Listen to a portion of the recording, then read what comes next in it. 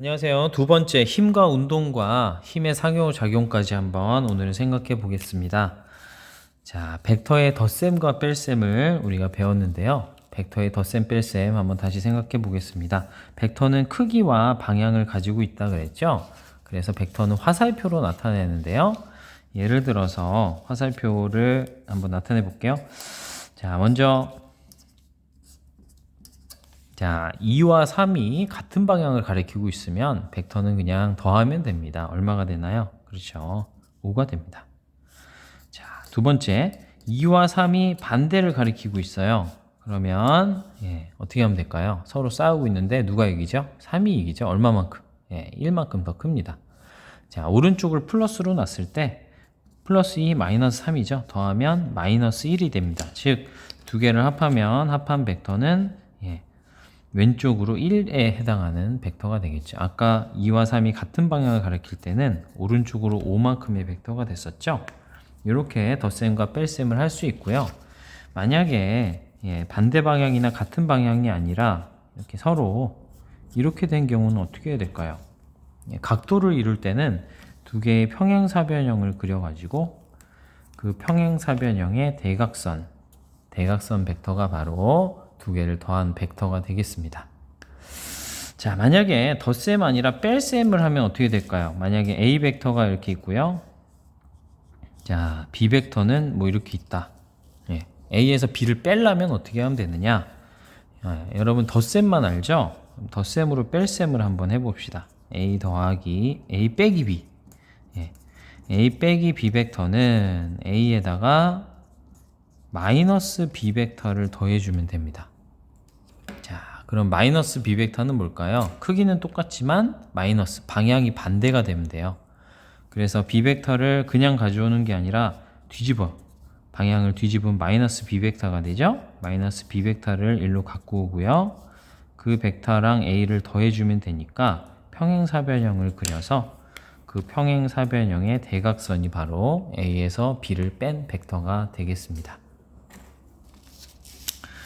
그래서 그걸 이용해서 구하는 게 여러분 알짜임 합력인데요.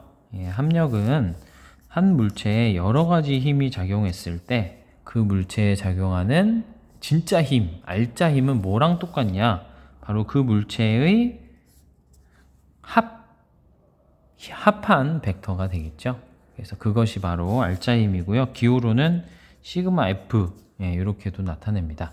이 힘의 단위는 잘 알고 있는 과학자 뉴턴이죠. 뉴턴의 단위를 쓰고요. 자, 이렇게 기억해 두시면 돼요. 또 나오니까 밑에서 또 보겠습니다. 관성법칙, 뉴턴의 1, 2, 3법칙이 있었어요. 1법칙이 관성법칙인데요. 관성은 무엇이냐? 어떤 물체에 작용하는 힘의 합이 0이면 자, 이 펜이 정지했어요. 왜? 펜에 작용하는 중력과 펜에 작용하는 수직항력이 0이거든요. 합력이 0일 때 이 물체에 정지한 놈은 계속 정지해 있으려고 해요. 속도가 안 변해요. 또 계속 움직이던 놈은 계속 움직이죠. 자, 밀면 만약에 왜 멈추죠? 마찰이 있으니까 멈추는데 마찰이 없으면 계속 똑같은 속도로 갈 겁니다. 즉 정지해 있는 놈은 계속 정지했으려고 하고 운동하는 놈은 등속도 운동을 계속한다. 이게 관성의 법칙입니다. 자, 이 관성은 질량에 비례한다 그랬죠? 그래서 가벼운 펜을 움직이긴 쉽지만 이 책상을 움직이기 어려운 이유는 책상의 질량이 펜보다 더 크기 때문에 그렇습니다.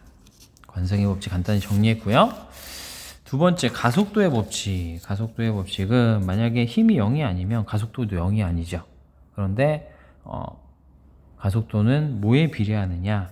힘에 비례하고 질량에 반비례합니다. 바꿔 쓰면 F는 ma라고 이렇게 쓸 수가 있죠. 가속도의 방향은 힘의 방향과 똑같다는 걸 알 수 있고요. 힘 중에서 정확히 얘기하면 알짜임에 해당하겠죠. 이렇게 기억해 두시고요. 단위를 살펴볼게요. 질량의 표준 단위 킬로그램, 가속도의 표준 단위 미터 퍼 세크 제곱 두 개를 합하면 이것이 힘의 표준 단위인데 너무 기니까 뉴턴으로 줄여져서 이렇게 씁니다. 그래서 힘의 표준 단위는 여기에 해당한다는 거 여러분 기억해 두시고요. 자, 뉴턴의 3법칙으로 합니다. 작용, 반작용 법칙인데요. 작용이 있으면 반작용이 있다. 힘은 항상 혼자, 솔로가 아니라 힘은 항상 커플이다. 여러분 기억해 두라 그랬죠? 예, 뭔 얘기냐? 자, A가 있고 B가 있습니다. 자, A가 B를 밀면 B도 A를 민다. 이게 작용 반작용이에요. 작용 반작용은 힘의 크기는 똑같죠. 세게 밀면 세게 밀죠. 방향은 반대가 됩니다. 이때 여러분 잘 기억하라 그랬어요. 작용점을 공중에다 이렇게 표시하면 안 됩니다. 작용점은 항상 물체 위에 있어야 돼요.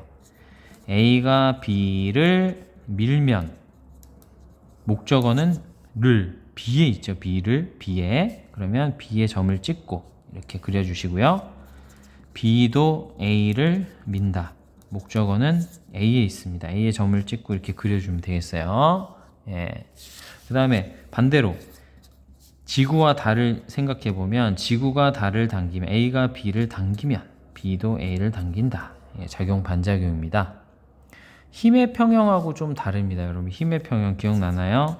자, A라는 물체를 양쪽에서 똑같은 힘으로 잡아당기면 이 물체의 합력은 0이죠. 합력이 0이에요. 근데 요거 합력이 0인가요? 물론 방향이 각 반대고 크기는 똑같지만 이 왼쪽 힘은 A에 작용하는 힘이고요. 오른쪽 힘은 B에 작용하는 힘이기 때문에 합할 수가 없어요.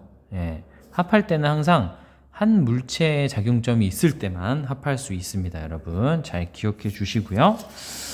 자, 문제풀이 팁은 뭐 별거 없습니다. 힘을 정확히 표시하는 습관을 잘 길러줘야 돼요. 예, 예를 들어서 2층 케이크를 생각해 봅시다. 예, A, B 이렇게 케이크가 놓여 있어요. 그러면 자, A에는 중력이 있겠죠. 지구가 A를 당기는 힘 이렇게 딱 표시하는 거죠. B에도 중력이 있죠. 지구가 B를 당기는 힘, 중력이 있어요. 근데 A가 왜 정지해 있죠? 누가 떠받치죠? 그렇죠. B가 A를 떠받치는 힘, 이 두 개가 같기 때문에 A는 정지해 있습니다. 자, 또 B는 왜 정지해 있죠? 바닥이 B를 떠받치는 힘이 있는데 그 전에 자, B가 A를 떠받치면 반작용은 뭐예요? B가 A를 떠받치면 A도 B를 누르게 되겠죠. 예, 이 힘으로 요 힘과 요 힘 작용 반작용이죠. 그러면 B는 자기 무게도 있지만 A가 누르는 힘도 있기 때문에 아래로 힘을 많이 받죠. 그럼 바닥이 B를 떠받칠 때는 이 두 힘을 합한 만큼 떠받쳐야 되겠죠. 바닥이 B를 떠받치면 B는 반작용 뭐예요? 바닥이 B를 밀면 B도 바닥을 누르게 되겠죠. 그죠?